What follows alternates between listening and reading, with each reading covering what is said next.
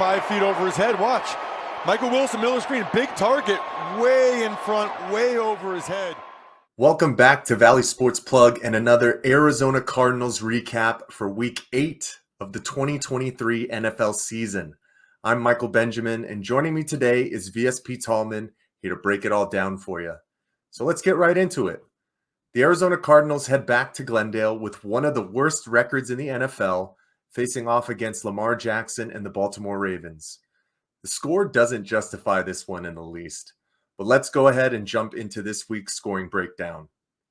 Joshua Dobbs puts up the first points of this one, getting the old tush push for a 1-yard score. The Ravens waste no time and tie the game off a 5-yard reception from Mark Andrews, leaving the game at 7-7 to end the first.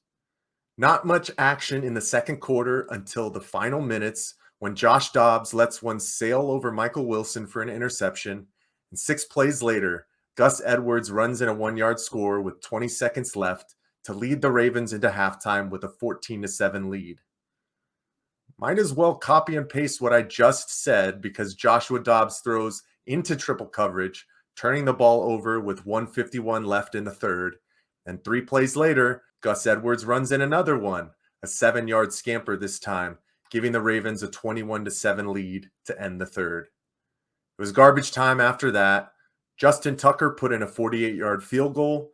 Trey McBride caught a 17-yard touchdown with some help from the O-line. Gus Edwards ran in his third of the game, and the Cardinals tack on 10 more points behind Hollywood Brown and a Matt Prater field goal, but it was by far too little too late as the Cardinals drop another one, 31-24, and fall to 1-7 on the season. I'm going to pass it over to VSP Tallman to see how he's feeling after this week, what might come shortly for the Redbirds. Tallman, how you doing, man?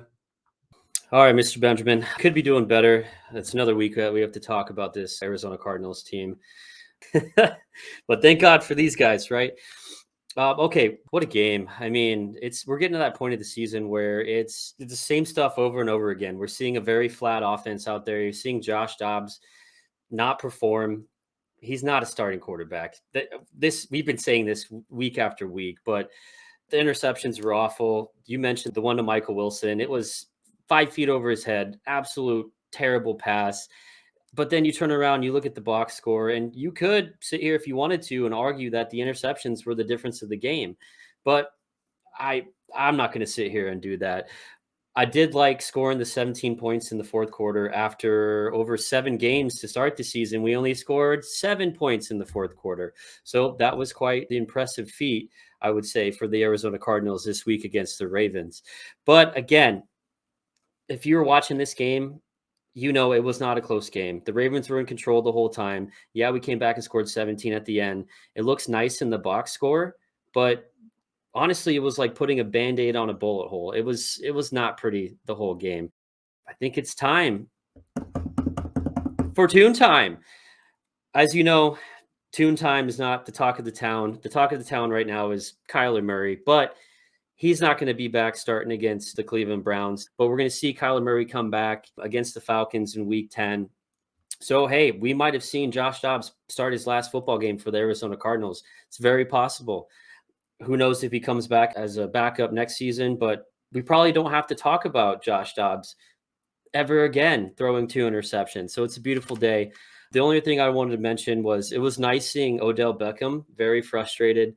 Go back and look at it. He had 0 catches on the day with 4 targets. And at the end of the game, the Cardinals had a defensive pass interference called against them while covering Odell Beckham in the end zone.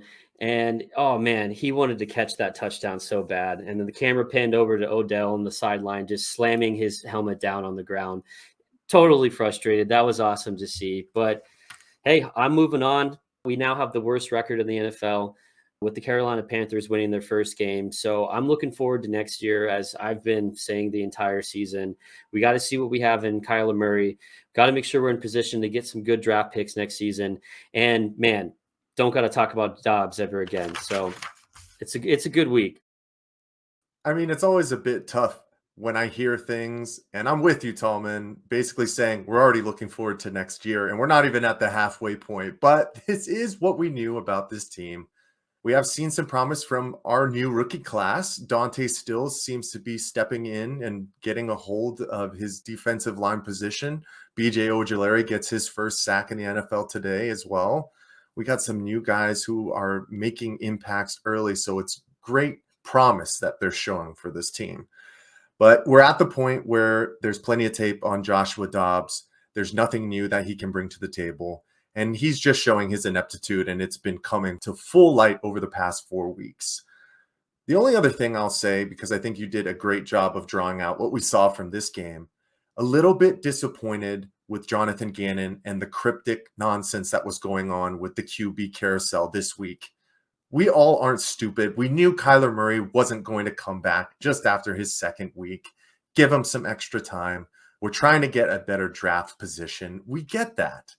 You're not going to get a competitive advantage for a 1-6 team right now. There's just too many flaws on a talent level for this team. So be honest with us, because let's be honest, the only ones who are still invested in this team right now are your diehard fans. So stop lying to us, just be upfront, and we'll roll with y'all through the bitter end. He goes in the press box after the game and says, yes, Joshua Dobbs is going to be our starter next week. And then the next day he says it's either Clayton Tune or K1. So maybe he's turning his tune to Clayton Tune, but we're going to have to see next week. All right, Tallman, you know what time it is. It's time for the player of the recap. So I got to know, who are you taking for this one? Yeah, I mean, it's going to be no shocker. My player of the recap is going to be Trey McBride.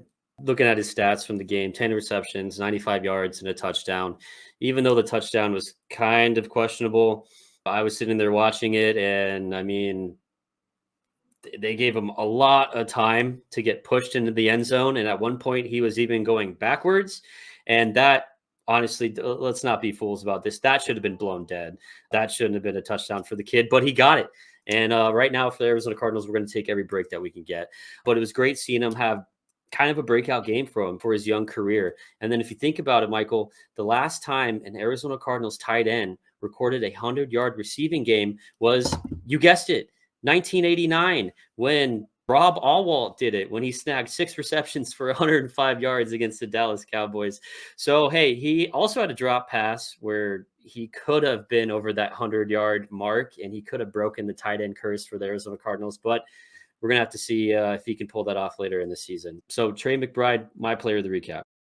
Trey McBride, man, I love seeing him come out of the gates hot with his first opportunity in the starting lineup after Zach Ertz has been placed on the IR. I'm going with another new guy for my player of the recap. It's undrafted running back Amari DiMercado. Very impressed with what this young kid has been able to do in his limited starts since James Conner has gone down. Today had 20 carries for 78 yards. He has a nice first step juke where he can find some openings and then attack for 6 to 7 yards. He still isn't the same kind of back as James Conner. You think back to when James Conner got hurt on that play, he was stopped in the backfield, made a guy miss, and ended up gaining 25 plus yards based off of just his own abilities. And we haven't seen that just yet from Amari. But what we've asked him to do in the running game has been nothing short of what we need when we need a guy to step up. So I'm going with Amari DiMercado.